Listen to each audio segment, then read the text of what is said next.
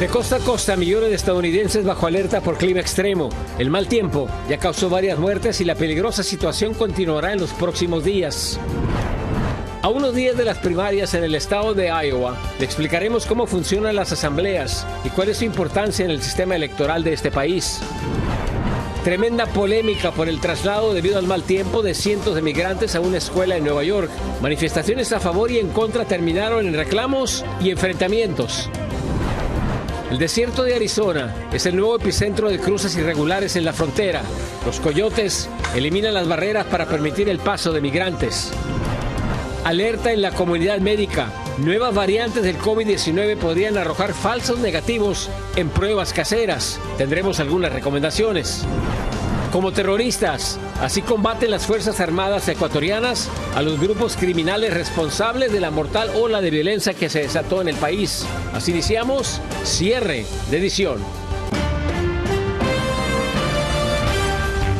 Muy buenas noches, bienvenidos a cierre de edición. Les informa José Armando Ronstadt, mil gracias por estar con nosotros.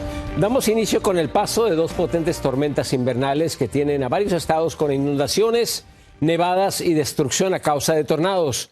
Mientras tanto, miles de residentes siguen sin electricidad y bajo evacuaciones. Taini López nos tiene lo último de Yanis. Buenas noches. José, muy buenas noches. Efectivamente, y es que cientos de miles de personas continúan sin electricidad en el este del país, mientras que en el centro varios estados están bajo las fuertes nevadas, así como estados en las costas experimentan inundaciones. Y estas peligrosas condiciones alrededor de la nación han cobrado la vida de al menos 5 personas.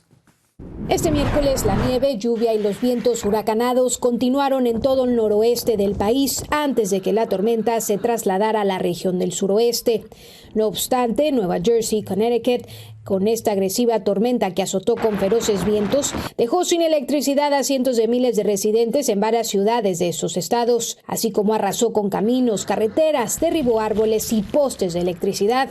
El gobernador de Nueva Jersey, Phil Murphy, declaró estado de emergencia antes de la tormenta. Sin embargo, además de calles, edificios y viviendas se inundaron y los ríos crecieron después de que algunas áreas recibieran hasta 3 pulgadas de lluvia desde el martes por la noche. We got flooded 6 weeks ago. All that work that we had to do, we just finished. Days ago, and the tenants are back. Varias comunidades de Pensilvania enfrentaban una situación similar donde los fuertes torrenciales de hasta 4 pulgadas desencadenaron inundaciones y caos. Lived here my whole life, and it just amazes me every year how worse the flooding gets at this area. En Carolina del Norte, este ciclón le quitó la vida a una persona y dejó a algunos heridos. Ahora bien, en California, donde se registran fuertes vientos y bajas temperaturas, en las zonas montañosas las nevadas provocaron un deslave en la zona de esquí de Palisades, Tahoe, durante su primer día de apertura. El incidente provocó la muerte de un hombre y otra persona herida. There were 2 other people that were caught in the slide. Por si fuera poco, el sur de California estará bajo alerta de fuertes oleajes, situación similar a la de la semana pasada, donde se registraron olas de hasta 40 pies que causaron daños y dejaron varias personas heridas. Las alertas de clima severo, de nevadas, bajas temperaturas, lluvias, vientos huracanados, así como severas tormentas eléctricas, continuarán el resto de la semana para todo el país. Cada estado y cada zona experimentarán alguna clase de clima frío extremo, así que autoridades recomiendan a estar atentos a cualquier advertencia. José. Gracias por tu reportaje de Yanis. Las intensas nevadas amenazan el desarrollo de las asambleas de Iowa. A pocos días de la jornada electoral, crece la preocupación que las históricas bajas temperaturas puedan afectar la participación de los votantes. Sin embargo, el Partido Republicano de Iowa asegura que los lugares de reunión fueron elegidos estratégicamente para minimizar el tiempo al aire libre.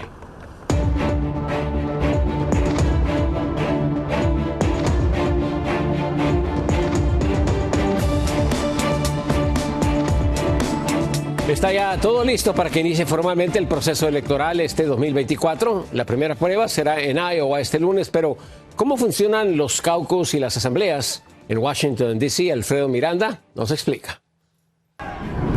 El proceso electoral estadounidense del 2024 ya está en marcha.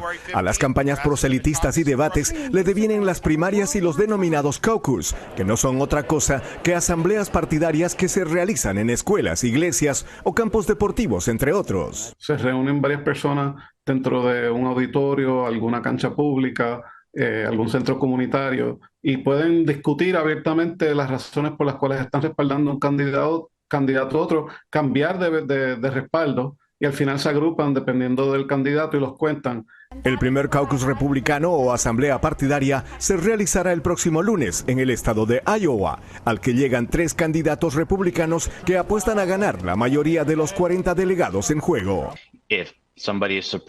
Si alguien respalda al expresidente Trump, alguien respalda a Nikki Haley y alguien más a Ron DeSantis, se reunirán juntos y discutirán su apoyo y tratarán de convencer a otros de unirse a su causa. En los caucus, al igual que en las primarias, pueden participar todas las personas registradas en el partido y hacer discursos y generar debate en apoyo de su candidato favorito. Una vez que se ha hecho todo eso, entonces pedimos a todos los miembros marcar sus preferencias presidenciales en su boleta y entregarlo. Después contamos los votos y anunciamos a nivel de precinto los resultados en la sala. No es un voto secreto, lo cual se presta, yo entiendo, para presiones de los sindicatos, los patronos, de todo tipo de cosas, pero es una manera, ¿verdad?, de hacer estas cosas como por consenso comunitario. Iowa no es el único estado que utiliza el sistema de caucus. Hay varios otros estados que lo aplican y otros, como Texas, tienen el sistema híbrido, caucus y voto directo. En las primarias demócratas, usualmente Iowa sienta las bases para quién va a ser el nominado. Barack Obama ganó en el 2008 y ganó la nominación. En el caso de los republicanos, no siempre el que gana Iowa es el que obtiene la nominación final. De hecho, Trump no ganó Iowa en el 2016. En lo que concierne a las primarias demócratas, las mismas no comenzarán con el caucus en Iowa. Después de una tradición de 50 años, el Comité Nacional Demócrata decidió llevar su primera elección al estado de Carolina del Sur, el 5 de marzo. Desde Washington, Alfredo Miranda, Noticias Estrella TV. Este miércoles se llevó a cabo el quinto y último debate republicano de la presidencia, nuevamente con la ausencia del expresidente Donald Trump. Solo 2 candidatos, Nikki Haley y Ron DeSantis, calificaron para participar. DeSantis se arremetió contra la inmigración en el país y dijo que, de ser presidente, no habría de conceder amnistía a personas indocumentadas. Por otro lado, Nikki Haley se centró en recuperar la economía del país golpeada por la inflación. Y horas antes del arranque del debate republicano, el exgobernador de Nueva Jersey, Chris Christie, anunció su renuncia a la candidatura por la presidencia por el Partido Republicano. Christie anunció su decisión en un mitin en New Hampshire, admitiendo la falta de un camino claro hacia la nominación. Ahí también aprovechó para criticar nuevamente a Donald Trump y prometió impedir su regreso a la Casa Blanca.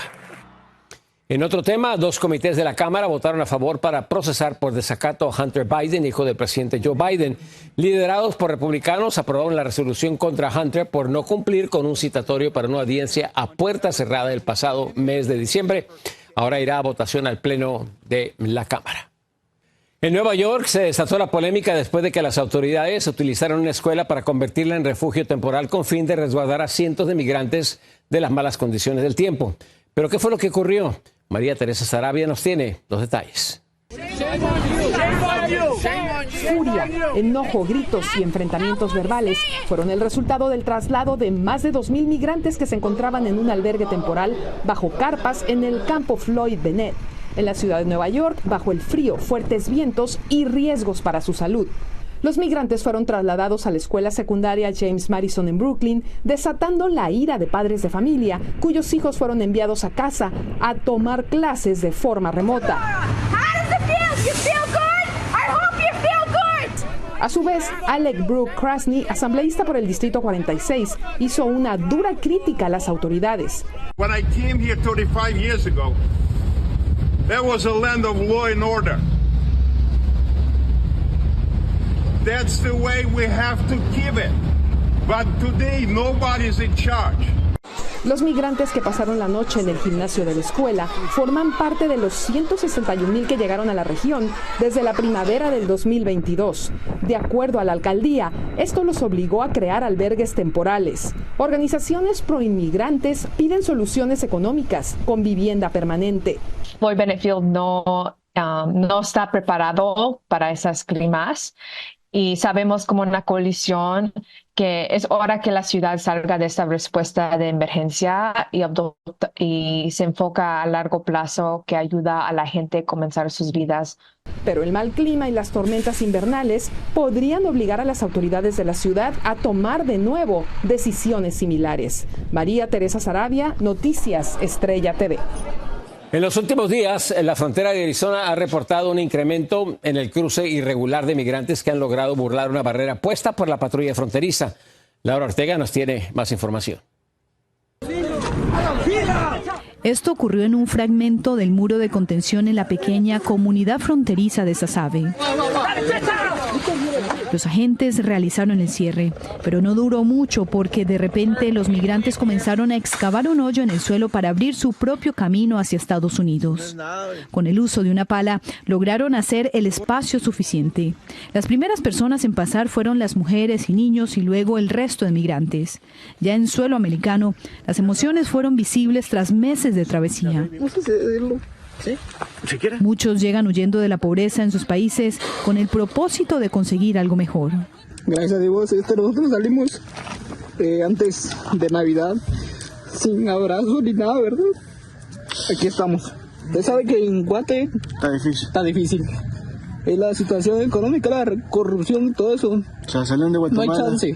Y otros anhelando realizar sus sueños, como el caso de este menor guatemalteco que emprendió su camino hacia Estados Unidos para lograr su objetivo de iniciar sus estudios y convertirse en doctor. Yo quiero cumplir mis sueños americanos.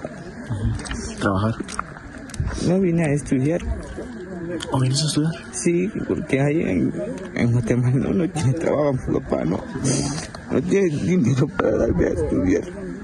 Varios de ellos, sin ninguna orientación, tomaron caminos distintos. Algunos se adentraron en el desierto y otros se quedaron esperando horas con la esperanza de que los agentes de migración los llevaran al centro de detención. ¿Ustedes por qué se fueron corriendo aquí? Nosotros queremos ir aquí, mira, a ese lado. Okay. Queremos la migración. Y es que la situación se ha intensificado ante la desesperación de muchos por los cierres de varios puntos fronterizos y la dura y última prueba de desafiar las inclementes aguas del río Bravo. Para Noticias Estrella TV, Laura Ortega. Regresamos después de la pausa con más información. Contagios por COVID-19 vuelven a repuntar en el país. Expertos advierten de falsos negativos en pruebas caseras. Ecuador en guerra contra terroristas. Se reportan centenares de detenciones después de los hechos violentos de este pasado martes. Fuertes redadas en cárceles de El Salvador. Autoridades mantienen mano dura contra los grupos criminales.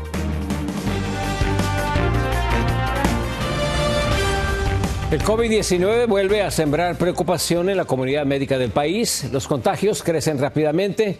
Los expertos advierten que las pruebas caseras podrían no ser tan efectivas para detectar las nuevas variantes.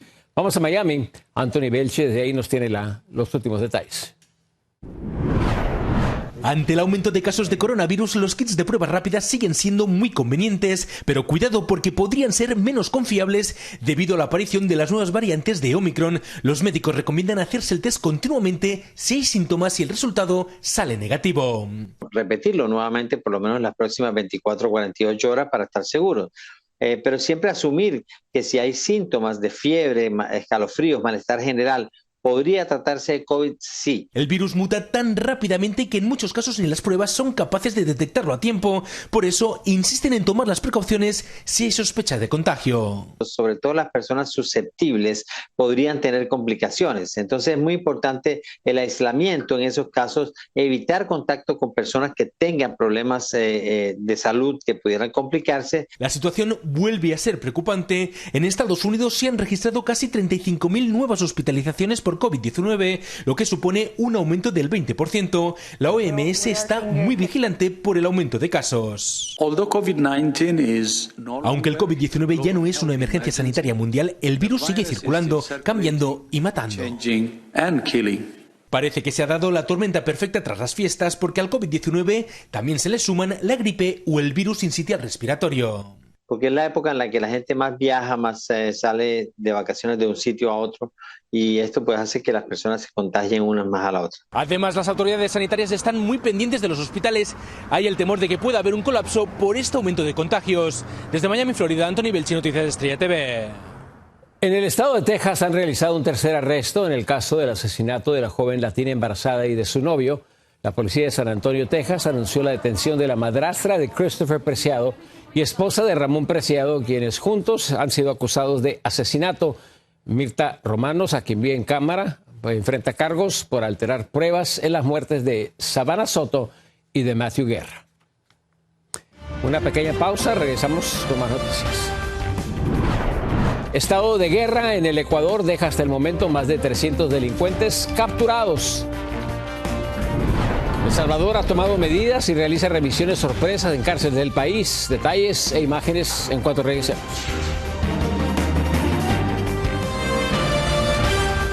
Pasamos a información que nos llega desde el Ecuador, que continúa en estado de guerra. Esta tarde las autoridades entregaron el primer balance después de una ola de violencia sin precedentes. En Quito, Ecuador, Jefferson Sanguña con el reportaje. Con más de 300 terroristas detenidos, las Fuerzas Armadas y la Policía Nacional dieron su primer balance tras el inicio del conflicto interno armado no internacional contra el terrorismo. Hemos detenido a 329 terroristas. Hemos rescatado a 41 personas que estaban de rehenes. Según el comandante Vela, la mayoría de terroristas capturados pertenecen a las bandas de los Tiguerones, Lobos y Choneros. Además, se informó que tras la fuga de varios prisioneros, 28 han sido recapturados. Respecto a la situación de guías penitenciarios retenidos en las cárceles, el almirante indicó que el Servicio de Atención a Personas Privadas de la Libertad SNAI les indicó que no ha habido guías asesinados y que hay 139 rehenes en las prisiones todavía. Llevamos 3 días en un estado de guerra, en un estado de excepción, y tristemente mis compañeros siguen restringidos de su libertad. El almirante Vela también informó que hay un grupo de élite especializado en la búsqueda de Adolfo Macías, alias Fito, mientras que para Fabricio Colón, alias Capitán Pico, la Interpol emitió la alerta naranja tras su fuga de la cárcel de Riobamba. Finalmente, las Fuerzas Armadas indicaron que no hay fecha específica para el fin del conflicto.